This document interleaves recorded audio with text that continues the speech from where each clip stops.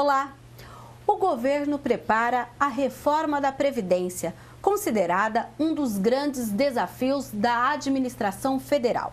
De acordo com o IBGE, o Instituto Brasileiro de Geografia e Estatística, atualmente 9 trabalhadores brasileiros ativos contribuem para o pagamento de um aposentado.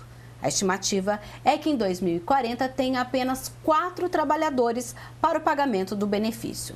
Segundo o ministro-chefe da Casa Civil, Eliseu Padilha, a projeção para as contas da Previdência neste ano é de um rombo de 146 bilhões de reais, que poderá chegar a 200 bilhões de reais em 2017.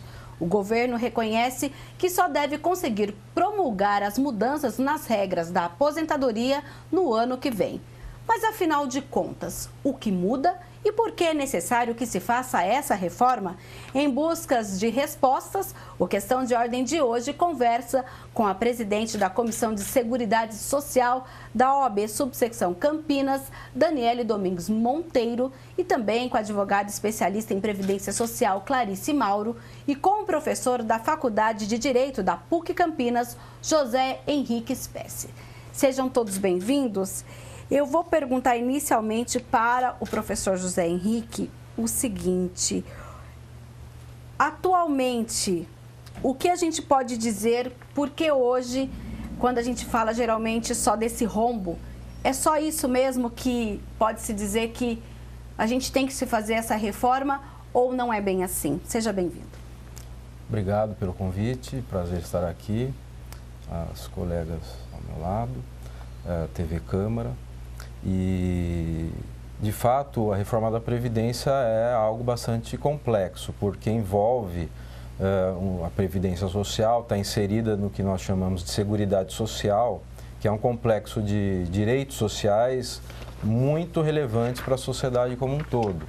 Ao lado da Previdência, a gente tem a saúde e a assistência social formando a Seguridade Social. Portanto, quando se tem uma reforma que envolve qualquer elemento da Seguridade Social, preocupa a população como um todo, especialmente no que tange à Previdência, porque compete à Previdência garantir, especialmente naquelas situações no avançar da idade das pessoas, que elas tenham um benefício previdenciário, a aposentadoria, que é o benefício mais relevante, digamos, da Previdência Social, para que a pessoa tenha uma velhice tranquila. Então, quando se tem o anúncio de uma reforma que vai envolver, sobretudo, a aposentadoria e os demais benefícios, mas, sobretudo, a aposentadoria, de fato, a gente tem que ficar bastante interessado em saber as condições em que isso vai se propor para a sociedade. Mas, de qualquer forma, cabe a última palavra ao Congresso Nacional, que vai executar os procedimentos para fazer a alteração na Constituição e na legislação. A meu ver, o grande impacto está ligado pelo menos pelas especulações de informações que o próprio governo vem entregando pela mídia. Ainda não existe um projeto apresentado oficialmente, mas por informações e entrevistas pela imprensa, o grande impacto vai ser exatamente na aposentadoria, onde se busca, pela proposta do governo, alterar os critérios de concessão da aposentadoria e criando uma dificuldade maior na concessão, onde se tem, pelas informações, um objetivo de ampliar o tempo em que o cidadão vai ter que contribuir, criando aí uma idade mínima em qualquer situação para ser concedida a aposentadoria. Ou seja, não vai ser mais o tempo de contribuição, exatamente. Exatamente. Hoje nós temos basicamente 3 critérios para a concessão da aposentadoria. Um critério é muito específico, é a aposentadoria por invalidez, quando o trabalhador, ele, por alguma situação inesperada, ele passa a ter inabilitação para trabalhar, por um acidente grave, algo dessa natureza. Mas, em regra, em situações normais, digamos assim, o trabalhador aposenta hoje por 2 critérios.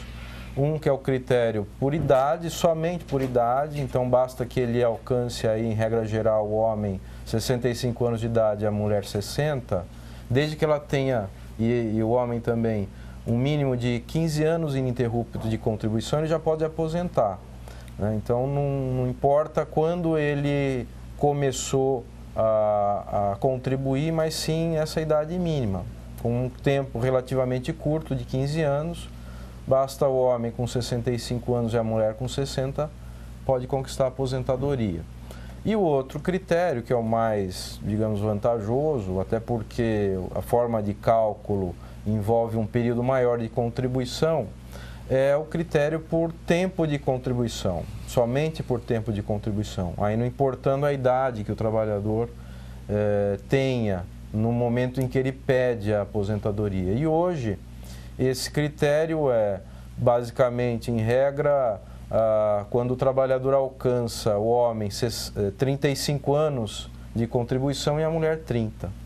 Então, uma vez o homem com 35 anos de contribuição vertida para a Previdência, ele pode pedir aposentadoria em qualquer idade. Sim. Então, num exemplo mais claro, se o cidadão começar a contribuir com 20 anos de idade, com 55, se ele for homem, ele pode aposentar hoje.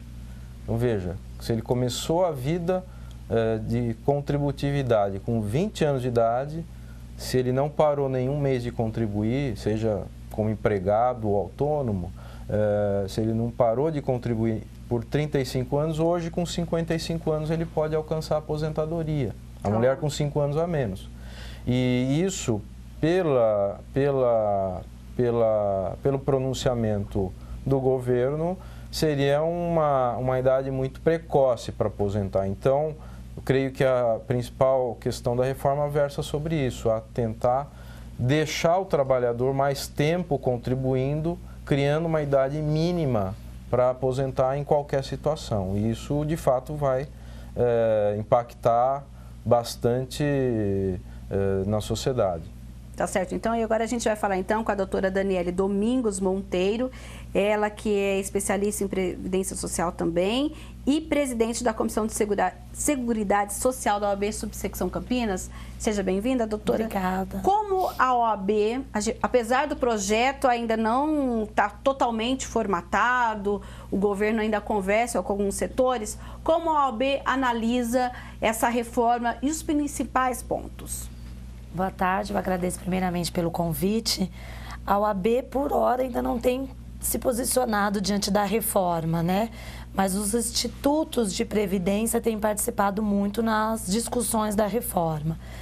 E eu entendo que a reforma, ela está pautando mais para o lado econômico. Como a própria professora que falou, a previdência ela é formada pelas questões da saúde, social, e esse lado está sendo deixado de lado. Essas questões estão sendo deixadas de lado.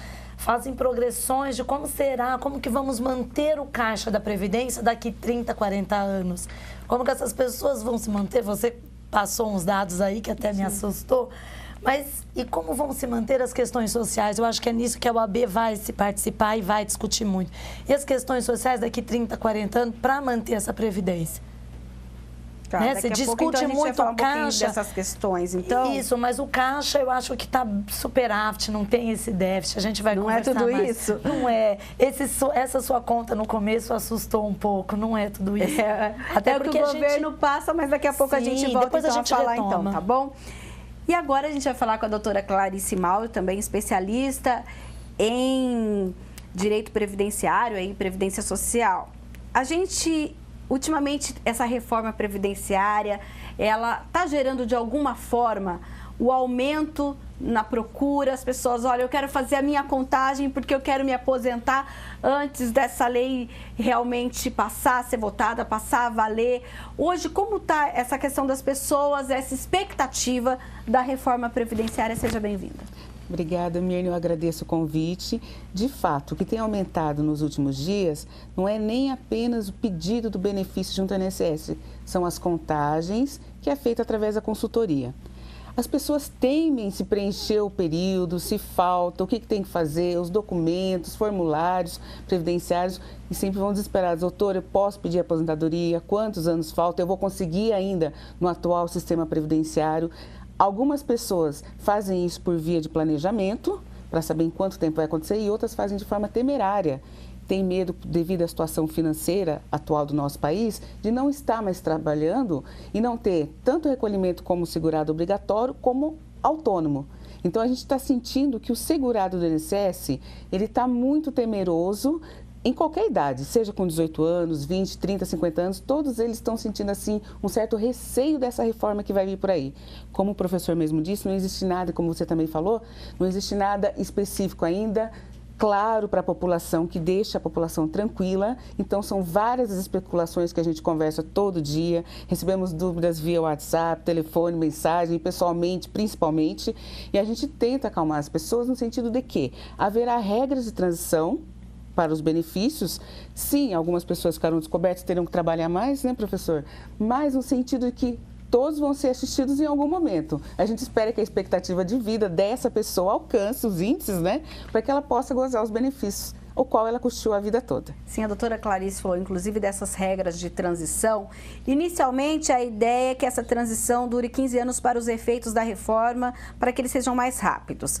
Quem for enquadrado que com 50 anos ou mais poderá se aposentar dentro das regras atuais, mas pagará um pedágio de 50% para requerer o benefício. Se faltar um ano, por exemplo, será preciso trabalhar 18 meses. O que é exatamente esse pedágio nesse período da transição, professor? Isso também é algo que, pelas informações que estão sendo divulgadas pelo próprio governo, é para a sociedade se atentar de fato. Por quê? Toda a previdência, assim como a saúde, a assistência, de tempos em tempos tem que sofrer alterações, até porque o mundo muda, a sociedade também muda, as condições daquele momento histórico são diferentes em cada momento. Então, uma reforma não é necessariamente ruim, né? O problema é o impacto que essa reforma pode gerar na população. E como se trata de previdência, o trabalhador, sobretudo, que contribui há muito tempo, ele tem que, de alguma forma, não ser impactado de forma tão gravosa. Então, uma regra de transição é tentar exatamente garantir que aquela expectativa que o trabalhador estava mantendo não seja tão frustrada ao ponto de que ele possa usufruir da aposentadoria só depois de muito tempo a mais de contribuição. Então, se espera que tenha, e isso vai caber ao Congresso Nacional estabelecer essas regras de transição por meio da lei, né, da legislação que vai ser editada para essa finalidade, cabe ao Congresso Nacional criar regras mais facilitadoras, menos impactantes para o trabalhador, sobretudo que já contribui há muito tempo. O que me preocupa um pouco é a informação de que as regras de transição, elas não serão, talvez, não serão garantidas para quem tem 50 anos, menos de 50 anos de idade, né? Então, isso de fato preocupa, porque, em regra, o trabalhador brasileiro começa muito cedo a trabalhar, né? Muita gente começa a trabalhar mesmo antes dos 18 anos. Então, se a gente pegar como exemplo um trabalhador, como eu falei há pouco tempo, no começo da entrevista, se ele começar, isso apenas a título de exemplo, com 20 anos a trabalhar, ou seja, com 50 ele já teve uma trajetória de trabalho de 30 anos, ou seja, ele já contribuiu 30 anos para a Previdência. Então, será que é adequado não colocar esse trabalhador com até 50 anos, mas que contribuiu tanto tempo sem o benefício da transição? Sem contar, professor, que o senhor está falando de 20 anos, mas, por exemplo, esse trabalhador que hoje tem quase 50, a gente tinha uma cultura que ele já podia tirar uma carteira profissional com 12. Sim, sem dúvida. Então, com 13, 14 anos, muitos já estão nessa expectativa de, daqui 5 anos eu aposento. E isso necessariamente vai cair. E a própria regra... Não vai atingir essas pessoas no seu número. Só nesse mesmo exemplo, a própria legislação, ela já contempla que, mesmo sem trabalhar, dentro de um padrão formal de trabalho, a pessoa pode começar a contribuir com 16 anos. E existe ainda a situação do chamado menor aprendiz, que esse pode começar a contribuir com 14. Isso já há muito tempo. Sim. Então, essa quantidade de trabalhadores que já estão no mercado de trabalho, mesmo bem antes dos 18 anos, é bem grande. Então, colocá-los, né, fora de uma regra de transição, limitando aos 50 anos, de fato, vai causar um impacto, a meu ver, bastante preocupante. Ou seja, a gente pode pensar aí que um trabalhador que hoje, um menor aprendiz com 14 anos, ele vai contribuir pelo menos 50 a 51 anos. Pelo que se anuncia, sim, porque as informações que o próprio governo nos encaminha no sentido de que a proposta da reforma crie um critério de concessão somente a partir de 65 anos de idade, inclusive igualando a situação da mulher, que até hoje sempre foi beneficiada, sempre houve uma diferença de 5 anos a menos por todo um histórico da situação da mulher, do mercado de trabalho, etc. Não vem ao caso discutir isso agora. Mas essa proposta é bastante impactante até nesse sentido. Doutora Daniela, a senhora disse que ficou um pouco assustada com a abertura do nosso programa, mas eu tenho aqui... 55 anos de contribuição. Não sei se assustaria um pouco mais. A gente tem aqui uma afirmação no início do mês do secretário da Previdência Social do Ministério da Fazenda, Marcelo Caetano, que disse o seguinte: os gastos com o INSS representam 8% do PIB, o Produto Interno Bruto. Isso significa hoje que a cada R$100 que o país produz, R$8 são gastos com aposentadorias e pensões. E esse valor deverá chegar a 18% em cerca de 40 anos e não há como sustentar o sistema. É assustador mesmo, a senhora acha que isso é uma forma de tentar fazer com que a população concorde com os termos que estão sendo, nesse momento, apresentados? Eu acho que é uma forma de passar para a população: vocês são responsáveis pelo Caixa da Previdência e é de vocês que vamos cobrar. Porque a gente tem que pensar que a Previdência, ela é tripartite. Ela vem da contribuição do trabalhador, do empregador e do governo. E todas as reformas que estão sendo pautadas, que estão sendo discutidas, é na contribuição do trabalhador. É da forma como ele vai contribuir, é do tempo que ele vai contribuir, para assim poder fechar esse caixa, para poder assim dar uma resposta.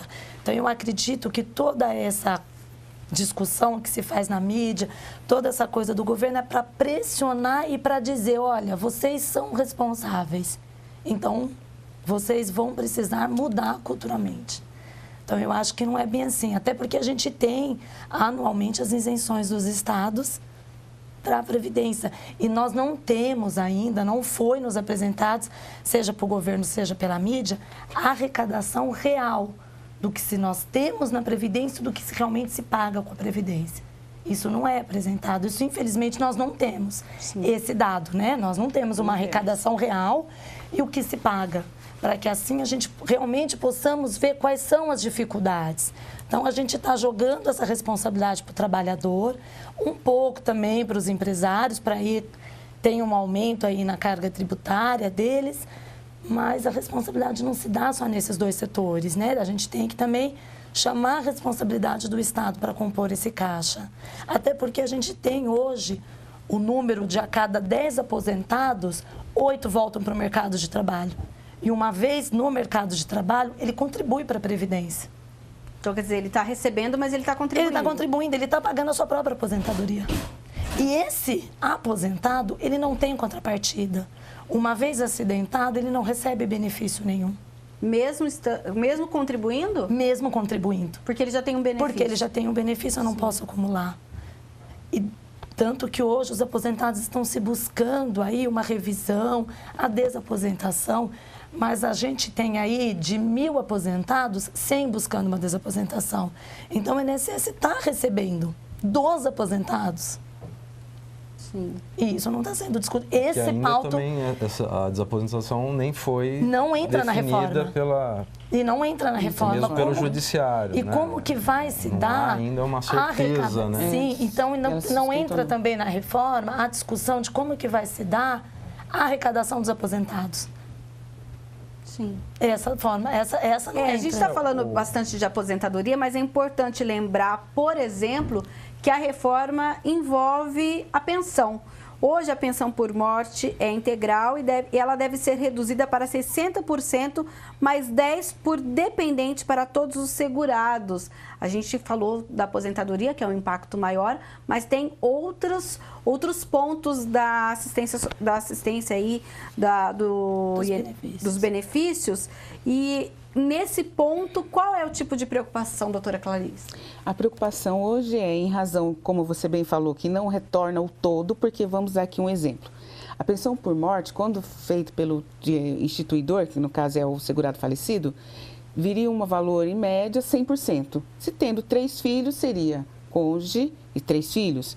À medida que esses filhos alcançassem a idade de 21 anos, retomaria anteriormente ao todo, até novamente a 100% para o sobrevivente, que seria o cônjuge. Sim. Com a reforma, e já está vendo nos dias de hoje, que cada cota que alcança 21 anos de idade, ela não volta. Quem tem os 60%, que poderia ser o cônjuge, vai se manter os 60%. Então, na prática, tem uma diminuição da renda dessa família, que contava com a renda do segurado que instituiu a pensão por morte. Sim. Na reforma, está sendo tratado que a idade de 21 anos que prevalece hoje vai ser reduzida para 18 anos. E existem situações em que o cônjuge sobrevivente vai ter que demonstrar a dependência da renda do falecido.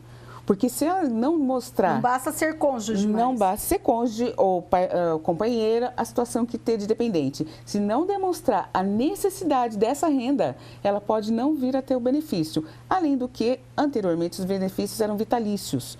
Já não são mais. Hoje, a partir dos 44 anos de idade, que ele ainda é vitalício. E também vai ter uma alteração na legislação. Hoje pode permanecer por 2 anos, por 10 anos. A lei, né? A lei 13.135 de 2015 já fez uma reforma. Já fez uma reforma quanto à pensão por morte. Uma mini-reforma sobre a pensão. Ela veio primeiro por medida provisória e depois se transformou em lei. E aí ela traz uma faixa etária de idade. Ou seja, hoje quem tem mais de 44 anos que tem esse direito recebe a da pensão por vitalidade. morte. Menos de 2 anos de casamento são 4 meses. Isso. Então, conforme agora se soma a idade e o tempo de casamento para saber se o tempo de recebimento do benefício. Sim. E essa reforma, na verdade, não seria uma novidade referente à pensão, não seria uma novidade, mas um retrocesso, que nós já tínhamos lá atrás. Essa previsão, porque isso. lá atrás a aposentadoria já era paga 70%. Aí avançamos e agora vamos retroagir. Não seria uma reforma, novidade, sim retroagir. Sim. E eu acredito que até essa opinião vai ser minha, dos colegas professores da doutora, que a gente lutamos tantos a partir de 88 para ter tantos avanços, tantos direitos. A Constituição de 88 nos beneficiou nos direitos sociais. E para nós que estamos aí no exercício da atividade do direito previdenciário, é lamentável o que está acontecendo hoje, principalmente no que tange essa reforma, né? Retroagir direitos que são tão importantes, principalmente para os idosos. Não é? Que a pessoa antes tinha um valor maior, hoje não tem nem essa expectativa e hoje está vendo dificuldades até para aposentar. Como o exemplo que você bem deu, quanto ao aprendiz, que ele vai vir a trabalhar 51 anos. Ele não sabe nem se vai ter esse tempo contributivo na ativa. Então, a gente está vendo que isso é lamentável o que está acontecendo hoje, né? O impacto, a gente não esquece e o governo também não comenta, e pouco se comenta. A oportunidade desse programa é até favorável nesse sentido. A maior parte dos benefícios pagos pelo INSS equivale a um salário mínimo. Né? Ou seja, a grande maioria esmagadora dos contribuintes e dos beneficiários pelo regime são pessoas humildes, que recebem um salário mínimo. Então, parece que isso talvez esse contingente que vai sofrer. Também mude, mas a gente volta a falar então dessa questão do salário mínimo daqui a pouquinho, que o Questão de Ordem vai para um breve intervalo e volta já já, não saia daí.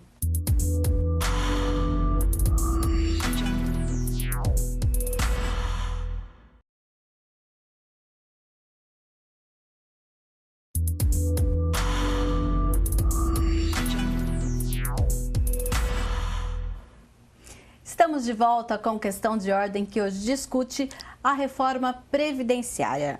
E o professor falou sobre a questão do salário mínimo, lembrando que o governo pretende desvincular o reajuste do salário mínimo, que permite ganhos reais, do piso previdenciário, o que exerce forte impacto nas contas do INSS. Mas o assunto ainda é polêmico e não há definição se de fato essa proposta de mudança será enviada para o Congresso junto com a reforma da Previdência.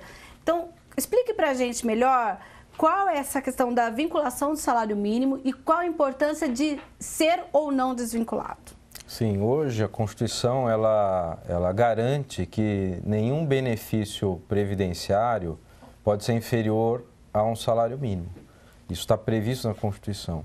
Então, inicialmente, uma das notícias que haviam sido divulgadas pelo próprio governo era essa: se desvincular os benefícios previdenciários ao salário mínimo, ou seja, retirar do texto constitucional essa condição de que todo benefício nunca pode ser inferior a um salário mínimo. O que o senhor já colocou no bloco passado, fato, que é mínimo mesmo. Exatamente. Então, corre-se o risco de, uma vez essa proposta contemplando essa mudança, certamente eu não vejo lógica o governo fazer essa proposta para aumentar o piso do INSS além do salário mínimo. Então, só pode estar sendo proposto tal mudança para que, eventualmente, no futuro, essa desvinculação permita que o aumento do salário mínimo não acompanhe o aumento do piso do INSS, de forma que, no futuro, pode ainda os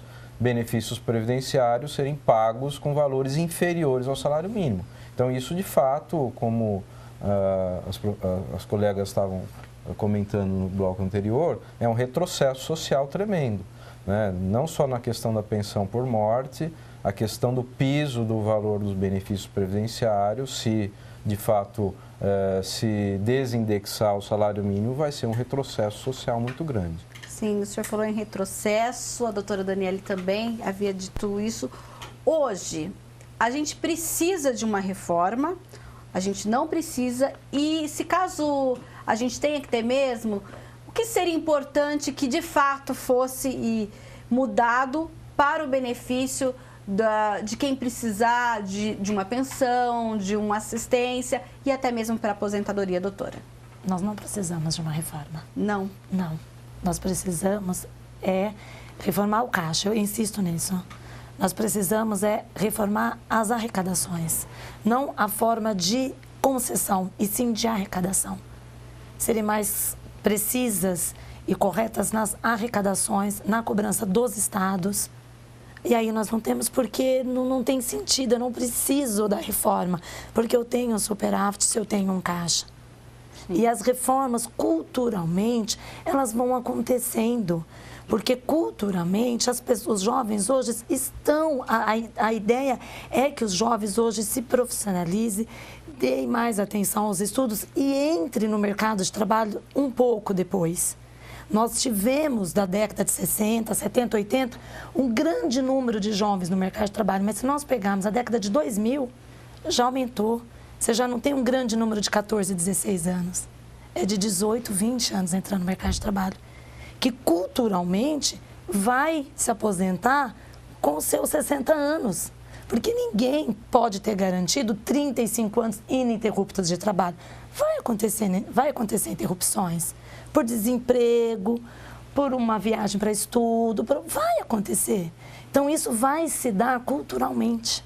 Sim. Então, não acho que esse momento, toda essa discussão de reforma, porque daqui 30 anos não se vai sustentar, acho que não faz muito sentido. Acho que agora nós precisamos reformar a arrecadação. E para você, doutora Clarice? E complementando o que a doutora disse, eu acredito que tem que focar na frente de trabalho. Porque o que faz hoje o trabalhador querer se aposentar? Ele não tem uma segurança, uma garantia de ter um emprego. A partir do momento que ele adquire 40 anos, e nós estamos por aqui já na cidade, você se preocupa. E daqui 10 anos eu vou estar trabalhando? E daqui 15 anos, 20 anos, será que eu vou ter uma forma de poder me aposentar? Será que eu vou estar pagando, preenchendo os requisitos para a aposentadoria? Quando você muda essa cultura, você incentiva a abertura de novos postos de emprego, que é o que está precisando hoje, você afasta o desejo da aposentadoria, porque a aposentadoria hoje no Brasil é uma necessidade.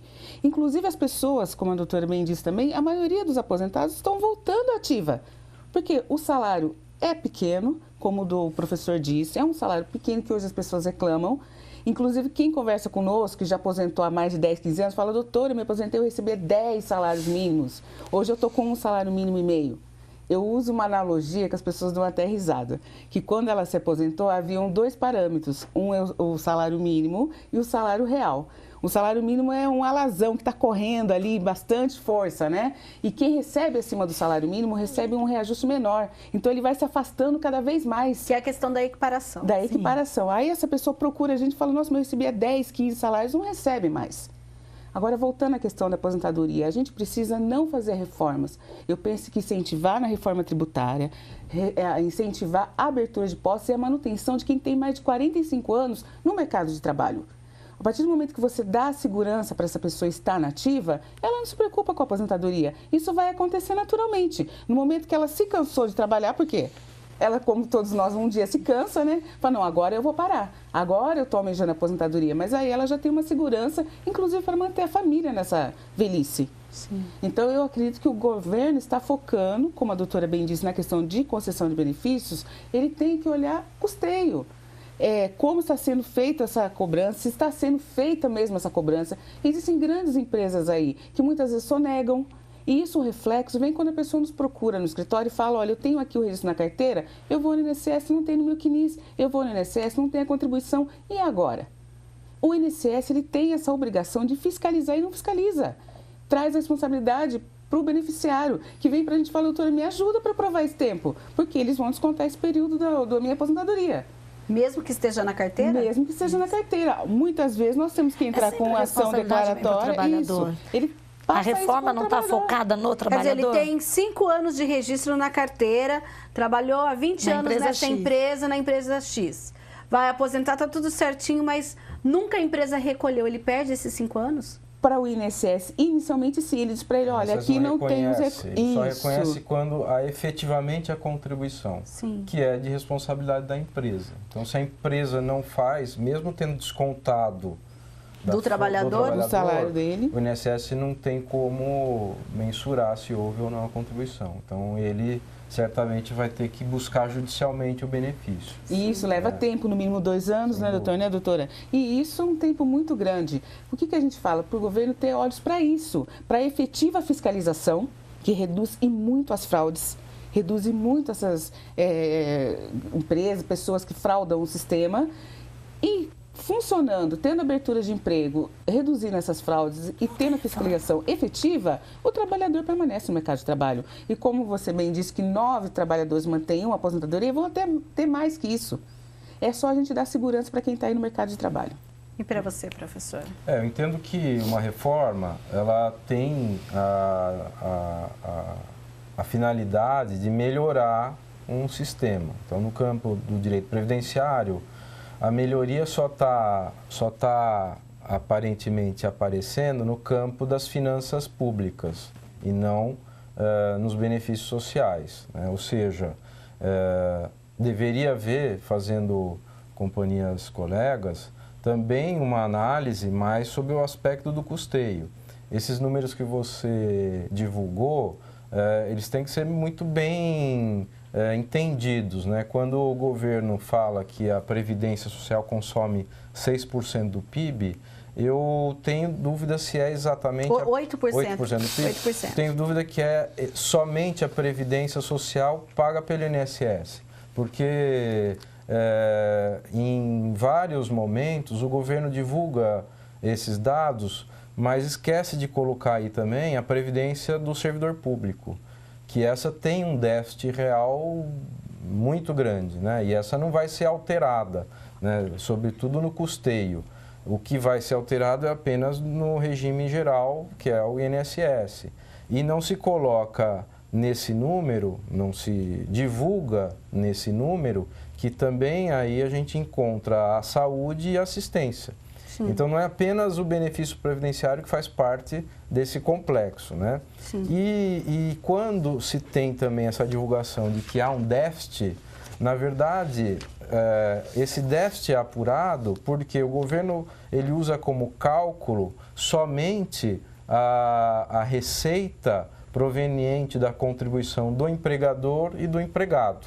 Né? Já que o senhor está falando um pouquinho de valores aí, para a gente entender melhor, de acordo com os últimos dados, hoje, por exemplo, a aposentadoria por tempo de contribuição corresponde a 30,1%, por idade 26,5%, por invalidez 11,6%.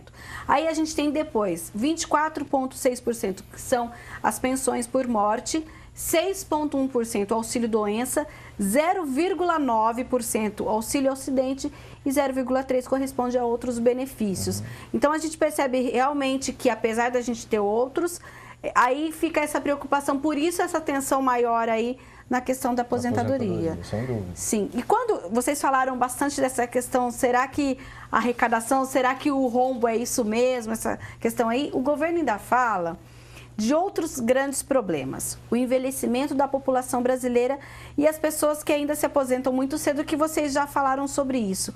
E essa questão do envelhecimento da população brasileira seria mais uma desculpa, professor? Eu não diria uma desculpa, e também não sou totalmente contrário a fazer uma reforma que contemple essa questão do envelhecimento, da expectativa de vida aumentando. São as novas questões do nosso tempo, né? O problema que eu vejo é mais sobre o aspecto desse impacto apenas ser destinado ao trabalhador. Um número que eu acho que é bastante relevante é que hoje, atualmente, o INSS ele tem de benefícios ativos, ou seja, ele paga mensalmente para 36 milhões de beneficiários, um benefício dentro dessa estimativa que você apresentou. Parte deles é aposentadoria, parte é pensão, parte é auxílio, enfim. Mas veja a grandeza que é o INSS. São 36 milhões de pessoas que recebem um benefício, que são eventualmente chefes de família. Então, se a gente multiplicar esse número por 3 ou 4 de pessoas que são dependentes desse beneficiário, a gente tem praticamente quase a população toda brasileira dentro do INSS. Então, uma reforma previdenciária, ela impacta de forma muito considerável na população. Então, tem que ser muito bem estudada, muito discutida, com calma e não a partir de informações de que esse déficit vai gerar a falência da Previdência, porque não vai. E não vai porque a própria Constituição ela estabelece, o Constituinte de 88, há quase 30 anos, portanto, ele foi muito sábio. Quando se criou a Seguridade Social em 88 no Brasil, que contempla saúde, previdência e assistência, que não existia anteriormente, esses benefícios todos no campo da saúde, ser universal, gratuita, para toda a sociedade, a previdência com vários benefícios, a assistência com benefícios assistenciais para aqueles excluídos. Isso não existia, foi criado em 88 com a Constituição. O Constituinte ele sabia que isso era um aumento da despesa pública muito grande. Então ele foi sábio e criou fontes de receita específicas para isso, que são as contribuições sociais. E dessas contribuições sociais todas, que são várias, hoje o governo que divulga o déficit só leva em consideração duas, que é a contribuição paga pelo empregador e pelo empregado. Só que não existe somente essas duas contribuições, existem outras tantas. A COFINS é uma delas, por exemplo, todo mundo conhece, o PIS. Existe a contribuição do importador, E por aí vai. Sobre o lucro da empresa, sobre os o faturamento. Que muitas vezes os empresários tanto reclamam. Exato. Então, tudo isso seria receita para a Seguridade Social, inclusive para a Previdência. Se a gente considerar todo esse conjunto, de fato, não tem déficit. Então, o déficit ele é apenas quando o governo ele diz que somente eu vou considerar como receita essas duas contribuições, aí dá déficit. Sim. Então, eu acho que isso deveria ser melhor divulgado para a sociedade e também a reforma contemplar essa forma de custeio. Ela está certa, não está? Falta dinheiro em outras áreas do governo, mas deveria colocar isso às claras e a sociedade decidir, né? Se o trabalhador, como você falou, vai pagar pelas demais despesas que hoje estão a descoberto, né? Até dentro dessa reforma, completando, deveria vir acompanhado uma preocupação de melhorar o mercado de trabalho, completando o que ela falou, de incentivar, como aumentar os empregos, aí aumenta a arrecadação.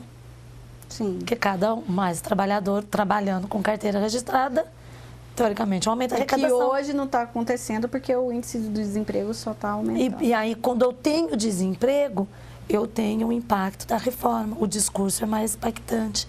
Tanto que você está tendo um aumento de desemprego e estão batendo cada vez mais. Quais são os noticiários? Reforma da Previdência. Olha, está deixando de arrecadar. Porque eu estou tendo desemprego, abaixou a arrecadação. Então, eu preciso fazer uma reforma da Previdência. Porque daqui a 30 anos eu não vou ter dinheiro. Sim. Focando só nessa arrecadação. Só completando também, isso ninguém divulga, porque fica muito, talvez, escondido na Constituição. A Constituição também não só destinou essas receitas de contribuições sociais bastante importantes para a Seguridade Social, como também ela deu uma garantia, e lá está isso claro na Constituição, que mesmo em caso de déficit, quem suporta o regime financeiro é o orçamento público. Então, em tese, poderia até haver o contrário do que acontece hoje, com as chamadas desvinculações de receitas da União, a DRU, né? Ou seja, das contribuições sociais todas, ainda assim, parte delas, mais de 20%, é desvinculada para pagar outras áreas, né? Então, a Constituição até ressalvou o contrário. Se faltasse na Seguridade, poderia tirar de outras áreas para colocar. Mas não é só isso que eu queria destacar. A Constituição criou também, lá no final, o último artigo, último artigo da Constituição, ela criou a possibilidade de ser instituído um fundo específico para garantir o pagamento dos benefícios previdenciários. Um fundo, uma espécie de fundo de investimento, né? Um banco público previdenciário, onde ele poderia captar investimentos, capitalizar-se, investir no mercado financeiro e, obviamente, com essa movimentação econômica, ter lucro e verter esse lucro para a Previdência. E isso nunca foi feito, né? Isso nunca saiu do papel. Ou seja, o que eu quero dizer é que a legislação, ela prevê, mesmo considerando, né, que é ressalvado isso, né, mesmo considerando que fosse deficitária, já existem meios na legislação de buscar uma racionalização desse déficit. Só que se busca pela chamada reforma, onde o impacto maior, de fato, vai ser no trabalhador. A gente pode perceber que os três convidados não estão muito otimistas com essa reforma e a gente aguarda aí, de fato, o texto final para a gente fazer uma nova discussão em cima do que for posto pelo governo federal. Mas hoje a gente dá para fazer um prognóstico, digamos que negativo, é isso? Infelizmente negativo. A título da reforma, as pessoas estão desanimadas, né? Mas eu sempre, quem conversa comigo, fala, não desanima, vamos continuar trabalhando, porque a aposentadoria é uma necessidade que a pessoa precisa em razão da idade mesmo, né? Dessa questão de sobrevivência. Então, a gente diz, para não desanimar, que caso haja muito prejuízo para o trabalhador e existem as ações coletivas aí em andamento, as que podem ser interpostas também, seja pela OAB, seja pelas outras associações, e nós também, individualmente, vamos estar aí na luta para defender o segurado. se a gente vê que o prejuízo é muito grande, o que pode se juntar para aumentar, reduzir essa perca do trabalhador, nós vamos estar aí brigando por isso. Sim, e a gente, apesar de toda essa questão técnica colocada aqui, a gente sabe, como o Dr. José Henrique mesmo colocou, que é o Congresso que vai definir no final, mas nesse momento, a visão que vocês têm, a gente está aqui numa casa política, né? Mas uma visão que a gente tem hoje, o que vai pesar nessa votação, na opinião de vocês? A questão política ou a questão da técnica de que alguns pontos é do entendimento do governo que realmente precisam ser revistos ou não? Doutora Daniele. Eu acho que um pouco dos dois. Não vai se pautar só política, até porque não dá. Porque se fosse só política ia ficar, né? Acho que vai dar um pouco dos dois. Eu ainda tenho uma mistura de uma questão política, mas essa questão técnica ainda para dizer, olha, aqui sim, aqui não. Até pela a própria normatização de como tem que ser, né? Tudo isso se dá por emenda constitucional, então o governo, os anteriores, já vem fazendo mini-reformas por MP, né? Por medidas provisórias. Mas essa reforma mesmo discutida, ela também vai ser mais amplamente discutida, ela é também mais difícil de ser implementada, tem que ser por emenda constitucional, não é tão fácil. Então, por isso que não vai ser só política, porque na hora que o interesse político querer se sobrepor, vai ter essas questões técnicas para dar uma limitação. Então, eu acredito que vai ser um pouco... Mas eu acho que não vai se aprovar, não. Vai ser difícil, viu? Sim, doutor. Estaremos aí na luta, né, doutor? Na luta. Não, eu vejo com semelhante análise. Não é uma reforma que vai ser de fácil aprovação, até porque, primeiro, não se tem ainda a minuta, a proposta efetivamente divulgada.